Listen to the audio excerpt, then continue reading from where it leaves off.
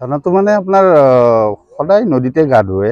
আজিও আপোনাৰ 12টামান বজাত আহি গা ধুব আহিছিলে।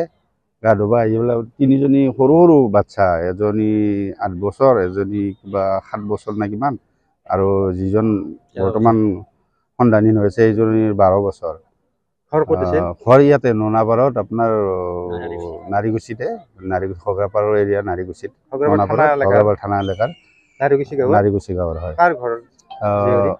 বাপেকজন নাই, মায়েকজনী আছে, বিধৱা মানে কাম কৰিব যায়। তমিজান বেগম মায়েকজনীৰ নাম। আপোনাৰ এতিয়া বৰ্তমান SDR আৰু খগৰাপাৰ আৰক্ষী থানা আহিছে, অভিযান চলাই আছে। বৰ্তমানলৈ উদ্ধাৰ কৰিব পৰা নাই। আৰু কেইটামান বজাত হৈছিল ঘটনাটো? 12টামান বজাত আৰু আনুমানিক তেনেকুৱা টাইম। স্কুলত গৈ আছিলে। কোন ক্লাছত পঢ়ে সেইটো জানা নাই। বয়স কিমান মান হ'ব? বয়স 12 বছৰমান হৈছে। নামটো আপোনাৰ টিনা বেগম না, টিনা বেগম হয়। হয়, বৰ্তমান SDR বাহিৰে অভিযান চলাই আছে। সন্ধানহীন হৈছে। যিকোনো খবৰৰ বাবে যোগাযোগ কৰক 7099017330 লগতে 7099017110 নম্বৰত।